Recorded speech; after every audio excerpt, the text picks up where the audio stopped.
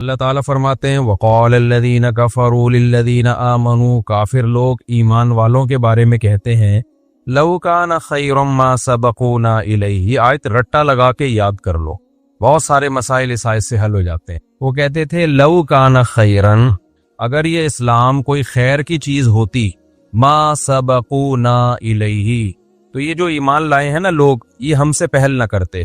کیا مطلب؟ ایمان جو لائے تھا ان کو کیا کہا جاتا تھا؟ صحابہ، وہی تھے نا صحابہ جو ایمان لائے تھے، جن میں حضرت ابو ہریرہ، عبداللہ بن مسعود، سیدنا ابو بکر، سیدنا عمر، حضرت عثمان، حضرت علی، عبد الرحمن ابن عوف، بہت سارے صحابہ تھے، انس ابن مالک جو مشہور صحابہ ہیں، حضرت ابو درداء۔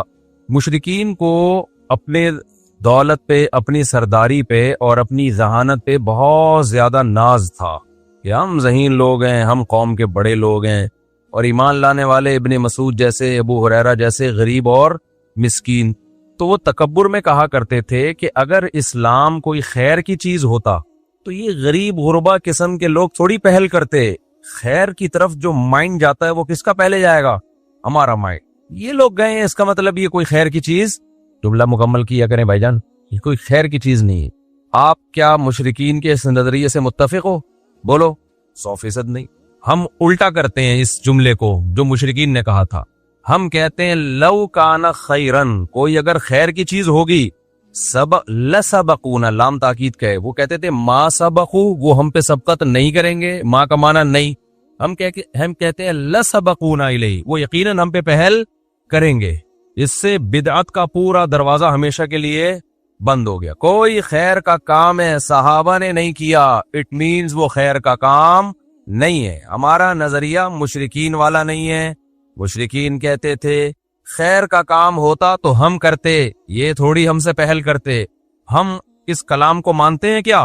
نہیں مانتے۔ ہم اس کو الٹا کرتے ہیں، ہم کہتے ہیں خیر کا کام ہوگا ہم بعد میں کرتے، پہلے کس نے کیا ہوتا؟ صحابہ نے کیا ہوتا۔ سمجھتے ہو کہ نہیں سمجھتے ہو؟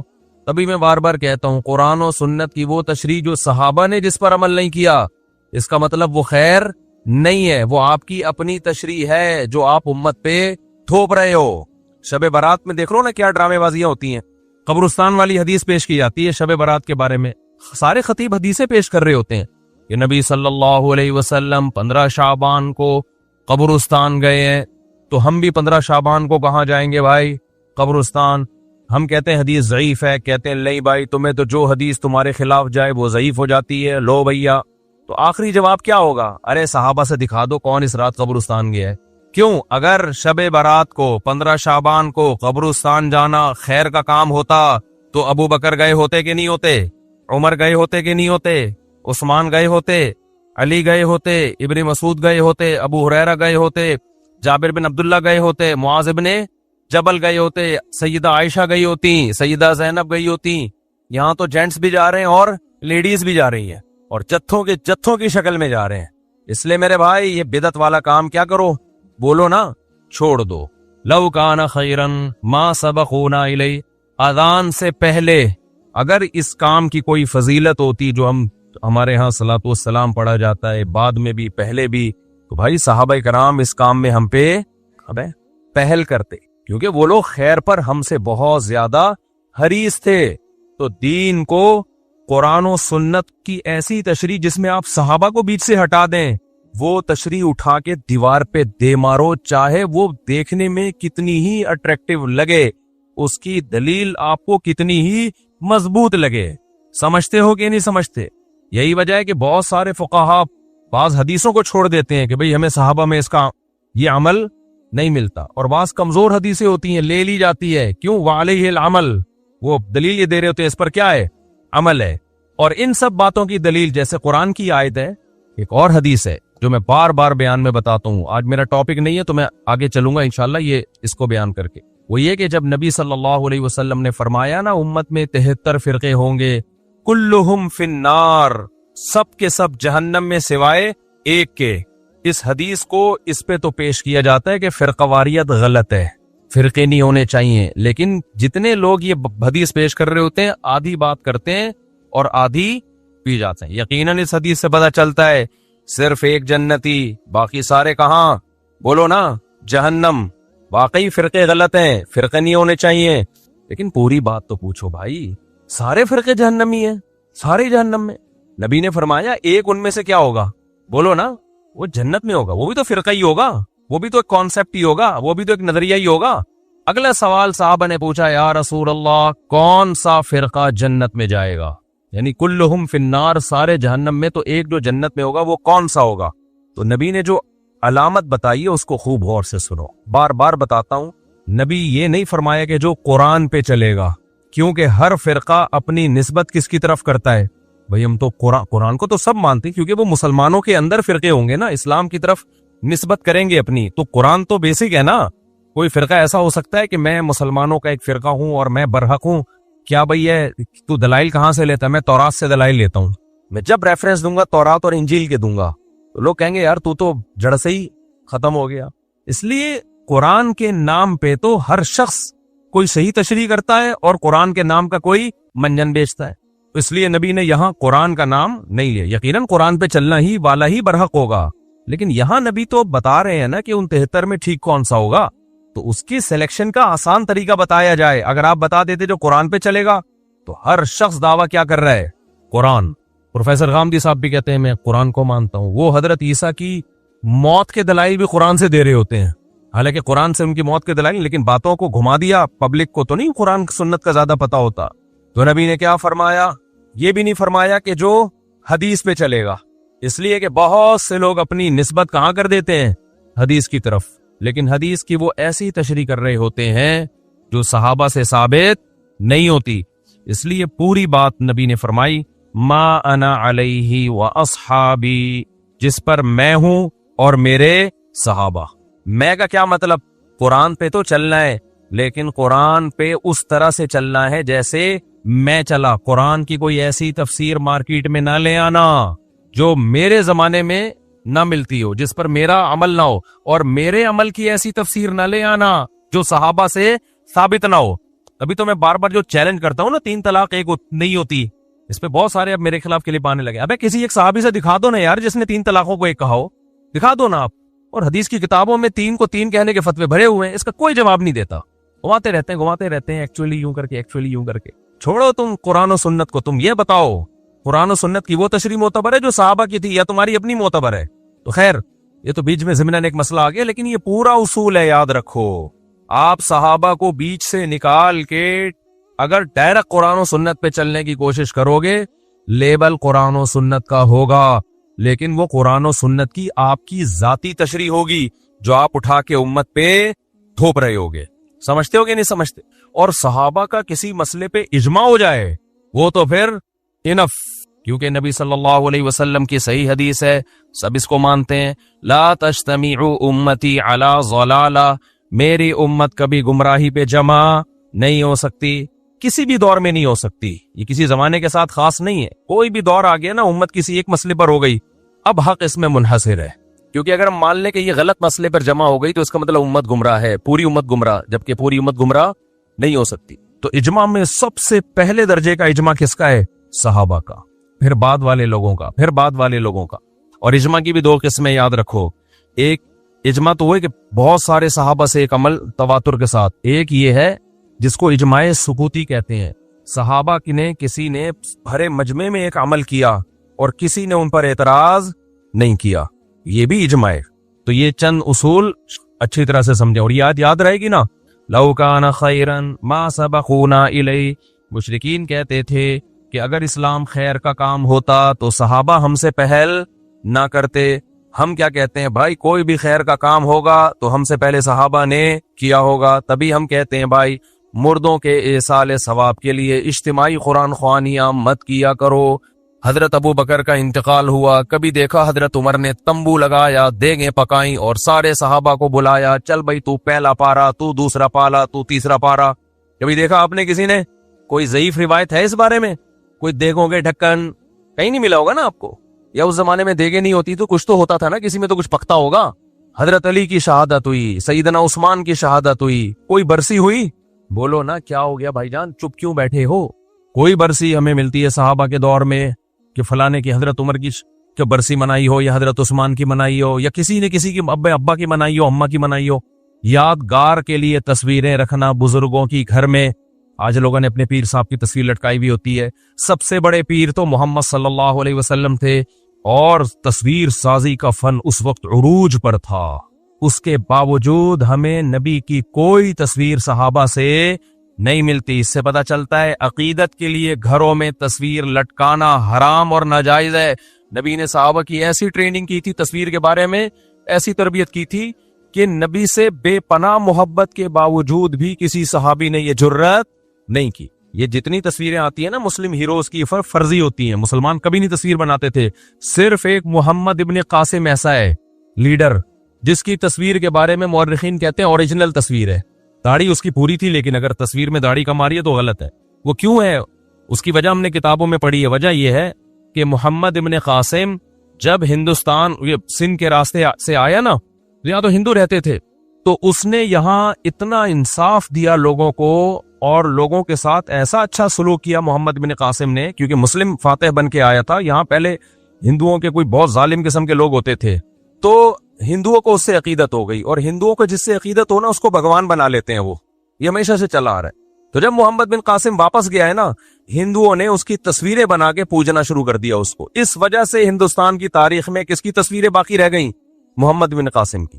ظاہر ہے اس میں تبدیلی آئی ہوگی, میں نہیں کہہ رہا ایگزیکٹ وہی ہے, لیکن ہمیں محمد بن قاسم کی ہندوستان میں تصویریں ملتی ہیں. وجہ اس کی ہے کہ ہندوؤں کے ساتھ اس نے اتنا اچھا سلوک کیا, اتنا اچھا سلوک کیا. یہ تو اب تاریخ کو نا مسخ کیا جا رہا ہے ایک پروپیگنڈے کے تحت. محمد بن قاسم کو ڈاکو بنا کے پیش کیا جا رہا ہے اور اس کو ظالم بنا کے پیش کیا جا رہا ہے. اب تاریخ کیا ہو رہی ہے؟ مسخ, چینج, تاکہ جو مسلم ہیروز تھے جن کے دنیا میں بڑے کارنامے, اور اس میں ہمارے کچھ مسلم اسکالر بھی ہیں جو لیبل اسلام کا لگاتے ہیں, کام سارا وہی کر رہے ہیں جو سیکولر لوگوں کا کام.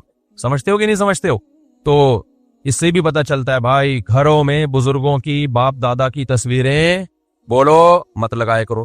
اس سے بھی ہمیں پتہ چلتا ہے کہ اگر میرے بھائی 12 ربیع الاول منانا, میں اسی اسٹائل میں کہوں گا نا جس اسٹائل میں تقریریں ہوتی ہیں 12 ربیع الاول, اگر 12 ربیع الاول کا حلوے مانڈے اور اس میں جو کچھ ہو رہا ہے یہی ہو رہا ہے نا, ناچ رہے ہیں, گا رہے ہیں اور حلوے مانڈے بانٹ رہے ہیں, اگر یہ خیر کا کام ہوتا تو صحابہ نے ہم سے پہلے کیا ہوتا. پوری اسلامی تاریخ اٹھا کے دیکھ لو, صحابہ, تابعین, تبع تابعین, چاروں ائمہ, مجتہدین, امام بخاری, امام مسلم, امام ابو داؤد, جتنے محدثین فقہا گزرے ہیں, کہیں بھی ہمیں اس کا 12 ربیع الاول ان کی زندگی میں آیا اور کچھ بھی انہوں نے کیا ہو اس کا بھی ثبوت نہیں ملتا. کچھ بھی نہیں. ان کی زندگی میں جو حیثیت 11 تاریخ کی تھی وہی کیسی تھی؟ وہی 12 کی تھی اور وہی 13 کی تھی. فقہی کتابوں میں جو اسلامک لا لکھا ہوتا ہے نا صدیوں سے, اس میں 12 تاریخ کا کوئی ایک حکم بھی الگ سے بیان نہیں کیا گیا کہ اس دن یہ کرنا زیادہ ثواب. حتیٰ کہ اس دن درود شریف کثرت سے پڑھنا بھی زیادہ ثواب نہیں ہے, عام دنوں کے جیسے ثواب ہے. جمعے کے بارے میں آتا ہے حدیث میں کہ درود شریف پڑھنے کا ثواب, صحیح حدیث صحیح ہے. ابے جمعے کے بارے میں آتا ہے کہ درود شریف پڑھنے کا ثواب جمعے کے دن عام دنوں سے زیادہ, جبکہ نبی کی پیدائش کا دن جمعہ تھا یا پیر تھا؟ پیر. لیکن ثواب کس دن زیادہ رکھا؟ جمعے کا. اسی وجہ سے ہم نے بہت سارے علماء کو دیکھا ہے جمعے کے دن عصر سے مغرب تک درود ہی پڑھتے ہیں, وہ درود شریف پڑھتے ہیں وہ, یا اور کسی بھی ٹائم پہ درود شریف کی کثرت کرتے ہیں. تو حالانکہ پیدائش کس دن ہوئی ہے نبی کی؟ پیر کے دن ہوئی ہے. پیر کے دن آپ نے نہیں فرمایا کہ درود شریف کا ثواب زیادہ ملتا ہے. تو میرے بھائی اپنے آپ کو پابند کرو قرآن و سنت کی وہ تشریح جو صحابہ. تو 12 ربیع الاول کے حلوے مانڈے ہمیں کہیں بھی نہیں ملتے, اور نہ یہ عرس قوالی. صحابہ کے دور کے کسی مشہور قوال کا نام تو بتاؤ ہے بھائی, کوئی صحابہ کے دور میں کوئی بہت مشہور قوال ہوں جن کی قوالی سننے کے لیے صحابہ کرام جایا کرتے. کوئی عرس ہوا صحابی کے دور میں ہے بھئی؟ کوئی عرس ہو رہا ہوگا جی, یا آج کل نا وہ بھی آ رہا ہے انٹرنیٹ پہ بڑی چیزیں آ رہی ہوتی ہیں, وجد آ رہا ہے, اچھل رہے ہیں دائیں بائیں, کوئی ایک دم ہوا. تو کوئی صحابہ کے دور میں کسی کو وجد آیا کہ جی وہ قوالی چل رہی ہو, دھمال ہوا, اور وہ حضرت عمر تو رکھ کے تپڑ لگاتے اگر کسی کو ہوتا نا کہ انسان کا بچہ بن کے بیٹھ جائے, کیا کر رہے تو یہاں پہ, کیا ڈرامہ لگایا ہوا ہے یار, یہ کیا پن لگا کے رکھا ہوا ہے. وہی کلپ چلا دو اس کے ساتھ.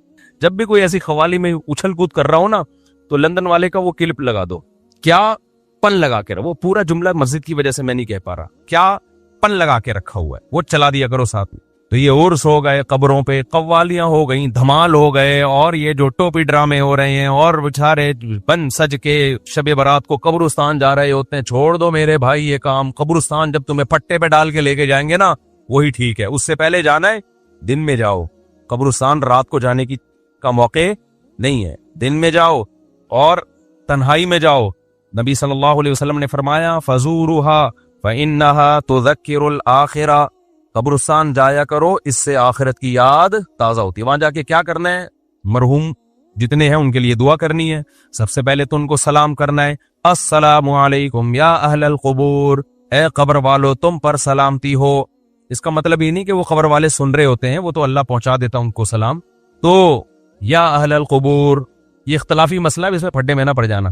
یا اہل القبور، اے قبر والو تم پر سلامتی ہو. آگے جملہ بڑا ڈینجرس ہے، وہ بھی بول لیا کرو، انتم لنا سلف، تم پہلے چلے گئے، ونحن وإنا انشاء اللہ بکم لاحقون، اور ونحن بکم خلف، اور ہم تمہارے بعد آنے والے ہیں. وإنا انشاء اللہ بکم لاحقون، اللہ نے چاہا تو عن قریب ہم بھی یہیں پہنچنے والے ہیں. بہت ڈر لگے گا، کب کب آنے لگو گے، یہ کیا باتیں کر رہا ہوں میں، لیکن بھائی ایسا تو یہ تو ہوگا. تو اس سے عبرت حاصل ہوتی ہے کہ بھائی ہم نے بھی ایک دن یہاں سے پتلی گلی سے نکلنا ہے. تو یہ کام کیا کرو قبرستان میں جا کے. اور یہ جتھے بنا کے جانے میں، جتھوں میں تو کیا ہوتا ہے، گپیں لگ رہی ہوتی ہیں، اور سنا یار یہ گھڑی کہاں سے خریدی، موبائل وہی پرانا چل رہا ہے، ابھی تو نیا آ چکا ہے. تو کیا عبرت حاصل ہوگی میرے بھائی. اور زیادہ عبرت حاصل کروانی ہے تو کوئی بندہ پیچھے بٹھا دو. جب آپ جاؤ نا بولو السلام علیکم یا اہل القبور، واپس وہاں سے آواز آئے وعلیکم السلام بھائی عبد الغفور. پھر جو عبرت حاصل ہوگی انشاءاللہ سارے صغیرہ کبیرہ گناہ سے توبہ کی ہمیشہ توفیق مل جائے گی، کہ آپ کو لگے گا کہ قبر سے رپلائے آ گیا. پھر تو ایسا انسان کے بچے بنو گے نا ساری زندگی. تو خیر یہ آیت یاد رکھیں، جتنی بدعتیں ہیں تو سب اسی میں داخل ہیں. تو چھوڑ دو ان بدعتوں کو میرے بھائی. سیدھا سیدھا صاف ستھرا ملت بیضاء جو اللہ اس کے رسول نے ہمیں دیا ہے، صاف ستھرا دین، تو جو نبی صلی اللہ علیہ وسلم اور صحابہ سے منقول ہے. یہ محرم میں بھی یہی ہے. ہمارے نبی صلی اللہ علیہ وسلم نے نوحہ کرنے سے منع کیا ہے. صحیح حدیثیں جن پر لعنت کی گئی ہے. اہل بیت کبھی بھی میتوں پہ چیخے نہیں مارتے تھے، کبھی بھی نوحے نہیں کرتے تھے، صبر کر کیا ہے انہوں نے. تو ہمیں بھی کیا حکم ہے میرے بھائی؟ نہ ہم نے برسیاں منانی ہے، اور نہ ہم نے گریبان چاک کرنے ہیں، نہ ہم نے سینوں کو پیٹنا ہے. اور ویسے بھی شہید تو زندہ ہوتا ہے، اور ہم زندہ جاوید کا ماتم نہیں کرتے. سمجھتے ہو کہ نہیں سمجھتے؟ تو ہم نے بھائی صحابہ کو فالو کرنا ہے، ہمارے پاس جو دین چلا آ رہا ہے. اور میں بار بار کہتا ہوں کسی کے مسلک کو چھیڑو نہیں، اپنے کو چھوڑو نہیں. یہ اس لیے نہیں کہتا اپنا غلط ہے اس لیے نہیں چھوڑو، اپنا صحیح ہو تو اس صحیح کی بات کر رہا ہوں، چھیڑنے سے منع کر رہا ہوں. کیونکہ آپ دلیل کی دنیا میں بات اپنی دنیا کے سامنے رکھ دو، بس اتنا تو چھیڑنا ضروری ہے. آگے بحث مباحثہ کرنے کی کوشش مت کرو، اس سے اختلاف پیدا ہوتا ہے، جھگڑے پیدا ہوتے ہیں، ملک میں فساد پیدا ہوتا ہے. یہ مطلب ہے میرا کہ دوسرے کو چھیڑو نہیں. سمجھتے ہو کہ نہیں سمجھتے؟ اور اپنے کو چھوڑو نہیں کا مطلب یہ نہیں کہ اگر اپنا غلط ہونا ثابت ہو جائے تو بھی نہیں چھوڑو. اپنے سے میری مراد ہمارا اپنا، جس کو ہم صحیح سمجھتے ہیں، اس کے بارے میں ہم کہہ رہے ہیں. میری ہر چیز کو لوگ غلط لے کے جاتے ہیں کہ اچھا تمہارا مسئلہ غلط ہو تو بھی نہیں چھوڑو. غلط ہونا ثابت ہو جائے گا 2 منٹ میں چھوڑ دیں گے انشاءاللہ. ثابت تک کرو میرے بھائی، تمہارے کہنے سے تھوڑی ثابت ہوگا. کیونکہ ہمیں فخر ہے کہ ہم ائمہ اربعہ کو فالو کرتے ہیں، چاروں اماموں کو مانتے ہیں برحق. اور ائمہ اربعہ نے قرآن، سنت اور کس کو اصل بنایا؟ صحابہ کو. وہ قرآن و سنت کی وہ تشریحات نہیں کرتے جو صحابہ سے ثابت نہ ہو. اسی وجہ سے 99% امت انہی کو ہمیشہ سے فالو کرتی آ رہی. باقی ان میں کوئی فروعی اختلاف ہے تو وہ اختلاف جب ہی ہوا ہے جب دلائل دونوں طرف تھے. کسی نے ایک کو ترجیح دے دی، دوسری میں تعویل کر دی، کسی نے دوسری کو ترجیح دے دی، اس میں تعویل کر دی، اور ان سے نکل گئے تو بے لگام اونٹ. پھر آگے ہر شخص ایک نیا فرقہ ہے، ہر آدمی کا قرآن حدیث دوسرے سے الگ. اور آگے جو نسلیں برباد ہوں گی، کوئی مرتب لا ہی نہیں ہے، کوئی مرتب فقہ ہی نہیں ہے، کوئی A to Z مسائل کی کوئی ایک کتاب ہی نہیں ہے. تو کیا پھر اس مفتی سے پوچھو وہ کچھ، ادھر سے پوچھو وہ کچھ، ادھر سے پوچھو وہ کچھ، تو برباد ہو جائے گی پھر تو امت بھائی. تو کوئی مرتب چیز ہوگی تو اس کو فالو کیا جائے گا نا. کوئی مرتب لا ہی نہیں ہے تو کہاں سے فالو کیا جائے گا اس کو. چلیں بھائی ہم آگے چلتے ہیں. یہ آیت ہو گئی. تو خلاصہ کیا نکلا بھائی؟ یہ حلوے مانڈے اور یہ محرم میں جو کچھ ہو رہا ہے، جو کر رہے ہیں ان کو کرنے دو، چھیڑو نہیں. لیکن جب ہم سے کوئی پوچھے کہ کیوں نہیں کر رہے، ہم کہیں گے بھائی ہم کس کو مانتے ہیں؟ صحابہ کو. صحابہ نے نہیں کیا، ہم بھی نہیں کریں. یہاں بعض لوگ دلیل دیتے ہیں کہ صحابہ نے تو مدرسے بھی نہیں بنائے، صحابہ کے ہاں تو بخاری کا گھنٹہ بھی نہیں ہوتا تھا، ترمذی کا گھنٹہ بھی نہیں ہوتا تھا، ہدایہ کے پیریڈ بھی نہیں ہوتے تھے. और भाईजान कुछ चीजों का ताल्लुक मैनेजमेंट से होता है, समझते हो। मदरसा सहाबा के यहाँ भी था, असहाब सुफा मदरसा था ना, तो नज़म किसी चीज का बनाना, इसमें सबूत की जरूरत नहीं होती, वो हर शख्स का अपना नज़म, हर मदरसे का अपना नज़म होता है, समझ रहे हो। पहला पीरियड किसी के यहाँ बुखारी का होगा, दूसरा तिरमिजी का, किसी के यहाँ पहला तिरमिजी का होगा, दूसरा बुखारी का, किसी के यहाँ 1 घंटे का पीरियड होता है, किसी के यहाँ 45 मिनट का होता है, किसी के यहाँ देसी स्टाइल होता है, पीरियड सिस्टम ही नहीं होता, सिस्टम होता है उनके यहाँ। खैर, तो ये मैनेजमेंट से इन चीजों का ताल्लुक। इसकी मिसाल है जैसे घड़ी, अब हमने लगा दिया 8:30 बजे ईशा की नमाज होगी, कोई क्या सहाबा के दौर में तो घड़ियां नहीं होती थी। अब भाईजान ये सवाल क्या है, तो घड़ी इजाद ही नहीं थी तो होती कहां से, जबकि रबीउल अव्वल तो सहाबा के दौर में भी था, या तो आप कहते हैं रबीउल अव्वल इजाद ही अबू है, तो उस दौर में भी था, अब भी है। तो कुछ लोग अजीब से बातें कर रहे होते, कहते हैं उस दौर में घड़ियां नहीं थी तो घड़ी भी, जहाज थे क्या, तो जहाज भी बिदअत है। भाई उस दौर में भी सवारी थी, आज भी क्या है, सवारी है। सवारी मकसद थोड़ी है, वो तो जरिया मकसूद है। तो नबी के दौर में जहाज होते तो आप भी जहाज में ही सफर करते। तो बिदअत का मतलब किसी चीज को दीन समझ के किया जाए, समझते हो। तो हमारा काम है हर बुराई अपने खाते में डालें, समझ रहे हो कि नहीं समझ रहे, और हर अच्छाई किसकी तरफ मंसूब करें, अल्लाह की तरफ। देखो जिन भी ये एक चीज जानते हैं, हालांकि जिन में तो शर गालिब होता है, लेकिन इस मामले में जिन ही हमसे अच्छे। सूरह जिन में है कि 28वें पारे में, 29वें पारे में है ना सूरह जिन, उसमें अल्लाह ताला ने जिन्नात की तबलीग का तज़किरा किया है। हुआ ये था कि रसूलुल्लाह सल्लल्लाहु अलैहि वसल्लम कुरान मजीद की तिलावत फरमा रहे थे तहज्जुद में, मस्जिद जिन वहां मक्का में मौजूद भी है। तो जिन्नात का एक वफद वहां से गुजरा, उन्होंने जब कुरान सुना तो बड़े हैरान हुए, ये तो बिल्कुल वैसा कलाम है जैसा मूसा अलैहिस्सलाम पर नाजिल हुई थी तौरात और हजरत ईसा पे इंजील, ये तो बिल्कुल वैसा कलाम है। यानी उनको अंदाजा हुआ कि ये पैगंबर है, वो हो सकता है जिन भी पढ़े लिखे हों, यानी अहले किताब में से हों। तो वो अच्छा, उसमें तौहीद का बयान भी था, तो वो जिन्नात जाके अपनी कौम को तबलीग करने लगे। अच्छा, फिर एक और वाकया ये हुआ था कि जिन्नात जब आसमानों पे जाते तो शहाब साकिब के जरिए उनका आसमानों पे दाखिला बंद कर दिया गया। तो ये खबर भी जिन्नात में फैल गई कि पहले हम जाते थे कुछ नहीं होता था, अब जाना रोक दिया जा रहा है। ये जो शहाब साकिब होता है ना, चिंगारियां, इस पे साइंसदान एतराज करते हैं ये तो वैसी रगड़ लगने से, वो यानी सितारों की एक टुकड़े, सैयारों के टुकड़े टूटते हैं, रगड़ लगने से ये होता है। तो ये कोई इस्लाम के मुनाफी नहीं है।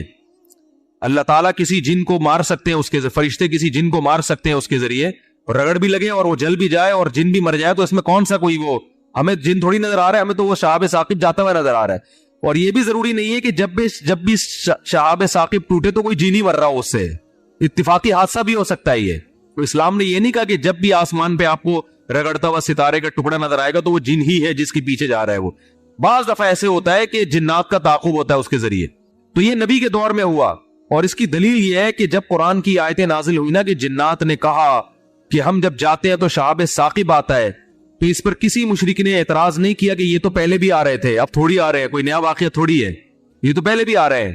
तो जिन्नात ने ये कहा कि हमने देखा है कि हमारा ऊपर दाखिला भी क्या हो गया, मना हो गया। तो दुनिया में कोई बड़ा वाकया हुआ, तो वाकया उन्होंने देखा कि भाई ये कुरान नाजिल हो रहा है और ये कोई दुनिया में नया मजहब आया है और ये पैगंबर है, तो उन्होंने जाके अपनी कौम को तबलीग की, जिसका सूरह जिन में तज़किरा है। तो तबलीग में उन्होंने ये अल्फाज किए कि वअन्ना लमसना समाअ फवजदनाहा मुलिअत हरसन शदीदन व शुहुबा, हम पहले की तरह जब आसमानों पे जाते हैं तो हम उसमें पहरे देख रहे हैं और शहाब है, पत्थर है जिनसे हमारा ताकुब हो रहा है। तो ये कुछ काम हुआ है। आगे क्या कहते हैं, इन्ना ला नदरी, हमें नहीं पता, ये जो दुनिया में अजीब सा काम हुआ है ना, ला नदरी, हमें मालूम नहीं है, अशर्रुन उरीदा बिमन फिल अर्ज, कि जो लोग जमीन में रहते हैं उनके साथ बुराई यानी शर का इरादा किया गया है, अम अरादा बिहिम रब्बुहुम रशदा, या अहले जमीन के जो रब है उस रब ने इनके साथ खैर का इरादा किया है। आपका IQ लेवल अगर अच्छा होता तो मजा आ जाता। आप तर्जुमे से बात समझ में आई? वो क्या कह रहे हैं, हमें नहीं पता ये जो नया वाकया हुआ है, अहले जमीन के साथ बुराई का इरादा किया गया है, पैसिव वॉइस फेले मजहूल, या अल्लाह ने इनके साथ खैर का इरादा किया है। भाई ये भी कह सकते थे कि हमें नहीं पता कि अल्लाह ने इनके साथ खैर का इरादा किया या शर का इरादा किया है। शर और खैर दोनों की निस्बत किसकी तरफ करते, अल्लाह की तरफ, कि पता नहीं अल्लाह इंसानों से अच्छा चाह रहा है या कोई अजाब आने वाला है या कोई कुछ अच्छा होने वाला है, हमें नहीं पता लेकिन कुछ होने वाला है। नहीं आ रही बात? अरे भाई, जिन्नात को जब ये वाकया हुआ ना, ऊपर जाना बंद हो गया आसमानों पे, تو جن آ کے آپس میں گول میں کانفرنس بلائی انہوں نے بولا کہ بھائی کچھ کام عجیب سا ہو رہا ہے, کچھ ہو رہا ہے, یا تو کوئی بہت اچھا ہوگا یا کچھ برا ہو رہا ہے, یعنی کچھ نہ کچھ تو ابھی کائنات میں نیا ہوگا, اس زمین پہ کچھ نیا ہوگا, بمن فی الارض, اہل زمین کے ساتھ کچھ نیا ہونے والا ہے. اب یہ نہیں پتا کہ اچھا ہونے والا ہے یا برا, تو یا تو دونوں میں اللہ کا نام نہ لیتے, یہ کہتے ہمیں نہیں پتا اچھا ہونے والا ہے یا برا ہونے والا, یا اگر اللہ کی طرف نسبت کرنی تھی تو یہ کہتے ہمیں نہیں پتا کہ اللہ اچھا کرے گا یا اللہ ان کے ساتھ کیا کرے گا, برا کرے گا. بھائی جو بھی کرے گا اللہ ہی کرے گا نا, یا تو اللہ کی طرف منسوب کرو اچھائی کو بھی اور برائی کو بھی, کہ ہمیں نہیں پتا کہ اللہ نے جو آسمان میں پہرے لگا دیے ہیں تو اب اللہ کا ارادہ ہے کہ اہل زمین کے ساتھ کچھ بہت اچھا کرے گا یا اللہ ان کو سزا دے گا, کوئی برا ہوگا ان کے ساتھ. لیکن جنات کا انداز دیکھو, وہ کہہ رہے ہیں جب برائی کی بات آئی تو اللہ کا نام درمیان سے غائب کر دیا. اشر اریدا, اریدا جو میرے تفسیر کے لیکچر سن رہے ہیں نا اسپیچز چینل پہ, ان کو پتا ہے اریدا اکریما کی طرح ہے, پیسو وائس, ارادہ کیا گیا ہے. کس نے کیا یہ نہیں بتا رہے, کیا تو اللہ نہیں ہے. برائی کا ارادہ کیا گیا ہے زمین والوں کے ساتھ یا اللہ نے اچھائی کا ارادہ کیا ہے. اب آئی سمجھ میں؟ اب بھی اگر نہیں سمجھ آیا تو آئی کیوں لیس لوگ ہیں آپ لوگ. پھر وہی پہلی ہے کہ وہ جو سیٹھ صاحب تھے نا, بے وقوف تھے, اپنے شاگرد سے کہہ رہے ہیں, اپنے ملازم سے, کہ ایسی پہلی پوچھ کہ اس کا جواب میں بتا سکوں, ورنہ بے عزتی ہو جائے گی نا. اور اگر نہیں بتایا نا میں نے اس پہلی کا جواب تو میں تجھے چھوڑوں گا نہیں, تیری گردن اڑا دوں گا میں. پہلی پوچھ لیکن آسان, تاکہ میری عزت بھی ہو جائے کہ بھائی سیٹھ نے پہلی کا جواب دیا ہے, جب جواب دوں گا عزت ہوگی, بھائی بڑے ذہین ہیں آپ. تو آہستہ سے اس کو کان میں کہہ دیا کہ ایسی پوچھنا کہ مجھے جواب اس کا آ بھی جائے, اتنی مشکل نہ ہو. اب یہ جو ملازم تھا نا, یہ گرو کہتے ہیں نا اس کو, گرو کہتے ہیں کیا چیلا کہتے ہیں, چیلا یا چیلا بچہ بڑا ہوشیار ہے ماشاءاللہ, چیلا. تو وہ چیلا کے اب سوچنے لگا کہ یار ایسی پہلی پوچھو کہ بہت آسان ہو. اب اس نے پہلی سوچ کے آیا, سرائکی میں یہ لطیفہ ہے اصل میں, دیکھو ہک چانٹ مرے سا سدھا تھیا ویسی, یہ میں نے ایک لفظ سیکھا ہے ابھی سرائکی کا. اب کسی کا مطلب نہ پوچھنا, وہ چماٹ لگا دے گا آپ کو کھینچ کے. دیکھو ہک چانٹ مرے سا سدھا تھیا ویسی, ٹھیک ہے. تو یہ کسی سے کہنا نہیں, ورنہ کوئی گارنٹی نہیں ہے, ٹھیک ہے. تو وہ جو تھا نا, اس نے پہلی سوچی, اس نے کہا حضور مجھے پوری سرائکی تو آتی نہیں نا, وہ ہمارے حضرت سرائکی میں سناتے تھے یہ لطیفہ, وہ مزہ سرائکی میں. یہ خیر ہک مخلوق ہے, پونچھ گھمیندی ہے, چولہے کے گرد گھومدی ہے, تے میاؤں میاؤں کرندی ہے بھائی. پونچھ بلی ہے نا, سب کو پتا ہے بھائی, اور چولہے کے گرد اکثر گھومتی, اور آخر میں کم مذہب نے یہ بھی بتا دیا کہ میاؤں میاؤں کرندی ہے, کہ یار ایسا نہ ہو یہ کوئی شیر اور چیتا کو لے آئے. اب یہ کھوپڑی اس کی کام نہیں کر رہی نا, آئی کیوں. اب یہ گھنٹہ بیٹھ کے سوچ کے کہتا ہے یار کس مصیبت, کہہ رہے ککیڑ مرغا نا. اب یہ جو چیلا تھا نا, اس نے بولا اگر میں نے بول دیا نا کہ یہ غلط ہے تو میری تو ایسی کی تیسی. اور یہ تھا ڈیڑھ ہوشیار. یہ اگر یہ کہہ دیتا کہ جی یہ جو ہے کیا نام ہے صحیح جواب دیا, تو اس کو یہ شبہ تھا کہ جو میرا گرو ہے وہ کہے گا کہ یہ شاید 2 نمبر ہی کر رہا ہے.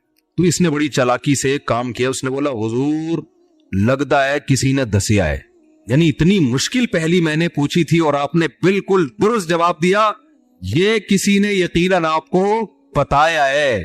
تو جواب کہتا ہے نہیں, عقل جی دوڑ ہے, عقل کی دوڑ ہے بھائی. ادھر کیا ہے یہ عقل جی دوڑ ہے, ہمارے ادھر ایسی پڑھتے تھے عقل جی دوڑ ہے, عقل کی دوڑ ہے بھائی یہ.